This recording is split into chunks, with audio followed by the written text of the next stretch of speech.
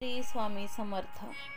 तुमचे सर्वांचे माझ्या यूट्यूब चॅनलमध्ये मनपूर्वक स्वागत आणि तुमच्या सर्वांच्या इच्छा मनोकामना पूर्ण होत हीच स्वामी महाराजांच्या चरणी प्रार्थना करते आणि आजच्या व्हिडिओला सुरुवात करते. तर आजच्या व्हिडिओमध्ये आपण पाहणार आहोत राशीनुसार मकर संक्रांतीसाठी काही उपाय. मकर संक्रांती हा हिंदू धर्मातील महत्त्वाचा सण आहे. मकर संक्रांतीच्या दिवशी गंगा स्नान आणि दानाला महत्त्व आहे. या दिवशी काही उपाय करणे खूप लाभदायक ठरते.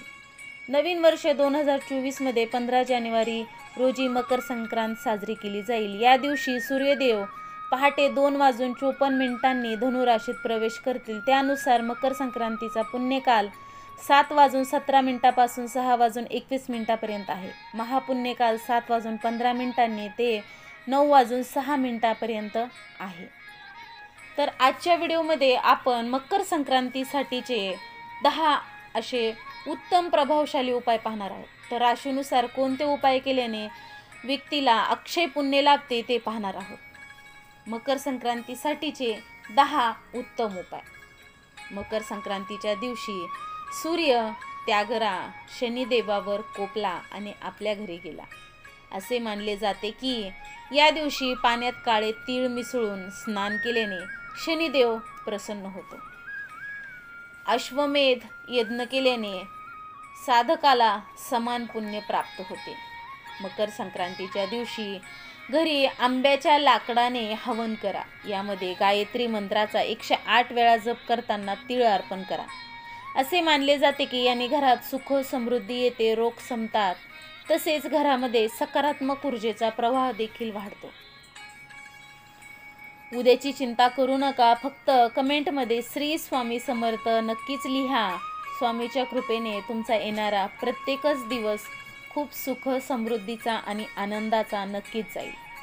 मकर संक्रांतीचा दिवस सूर्यदेवाची पूजा करण्यासाठी सर्वोत्तम मानला जातो. पाण्यात लाल चंदन, लाल फुले, काळे तीळ आणि गूळ टाकून सूर्यदेवाला अर्घ्य अर्पण करा. त्यामुळे मान सन्मान वाढतो आणि करिअर देखील सूर्यासारखेच चमकते. मकर संक्रांतीच्या दिवशी विवाहित स्त्रिया हळदी कुंकाचा विधी करतात. विवाहित स्त्रिया त्यांच्या विवाहाचे रक्षण करण्यासाठी एकमेकांना हळद आणि कुंकू लावतात आणि विवाह साहित्याचे वाटप करतात.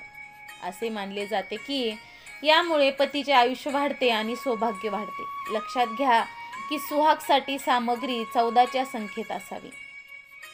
मकर संक्रांतीच्या दिवशी दानाचे विशेष महत्त्व आहे. या दिवशी तीळ, घोंगडी, लाल वस्त्र, लाल मिठाई, शेंगदाणे, तांदूळ, मूग, डाळ खिचडी, गूळ आणि काळी उडीद डाळ दान केल्याने शनी, राहू, केतू आणि सूर्याची शुभ फळ प्राप्त होते आणि माणूस धनवान श्रीमंत होतो. या दिवशी गायींना हिरवा चारा, मुंग्यांना साखर आणि पीठ, माशांना पिठाच्या गोळ्या आणि पक्ष्यांना बाजरी देणे शुभ मानले जाते. त्यामुळे पैसा येण्याचा मार्ग सुकर होतो. मकर संक्रांतीच्या दिवशी मुठभर काळे तीळ कुटुंबाच्या डोक्यावर 7 वेळा प्रहार करा आणि उत्तर दिशेला फेकून द्या.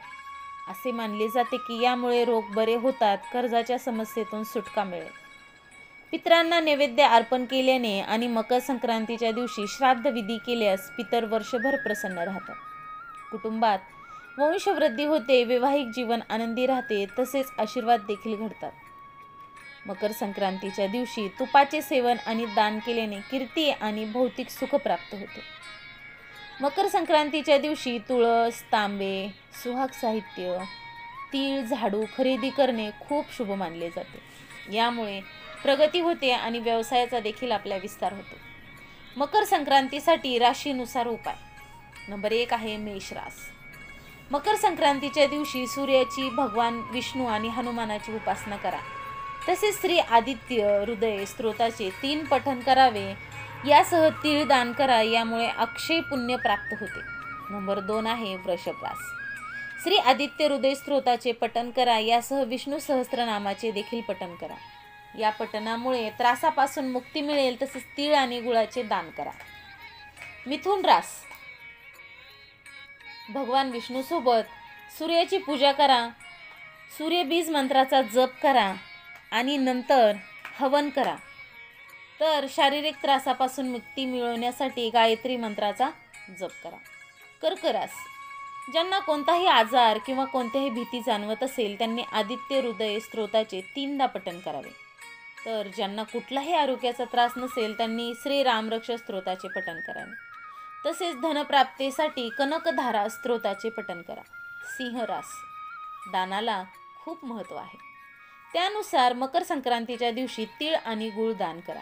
यासह तांदूळ, डाळी, बटाटे, भाजीपाला इत्यादी अन्नपदार्थ देखील किमान 9 जणांच्या जेवणाप्रमाणे दान करा. सूर्यबीज मंत्राचा जप करा. कन्या रास लाल वस्त्र आणि अन्नदान केल्याने धनप्राप्ती होईल. बुध आणि सूर्याच्या बीज मंत्राचा जप करा. श्री आदित्य हृदय स्तोत्राचा पाठ करा. नंबर 7 आहे तुळ रास.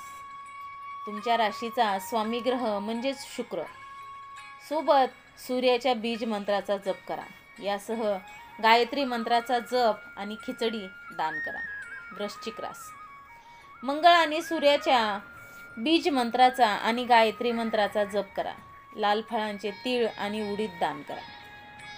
धनुरास गुरु, मंगळ आणि सूर्याच्या बीज मंत्राचा जप करा. धार्मिक पुस्तकांचे तीळ आणि खिचडी दान करा.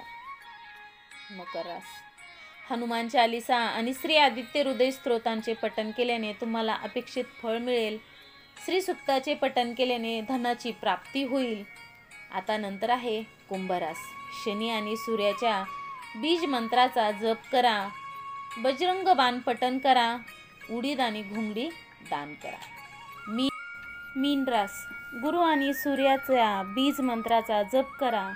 तीळ आणि धान्य दान करा. तसेच श्री आदित्य हृदय स्तोत्राचे 3 वेळा पाठ करा. तर तुम्हाला माझा हा व्हिडिओ कसा वाटला हे मला कमेंट करून नक्कीच सांगा. आणि आजची झालेली सेवा स्वामी महाराजांच्या चरणी अर्पण करते आणि आजचा हा व्हिडिओ इथंच थांबवते. श्री स्वामी समर्थ. जय जय स्वामी समर्थ. धन्यवाद.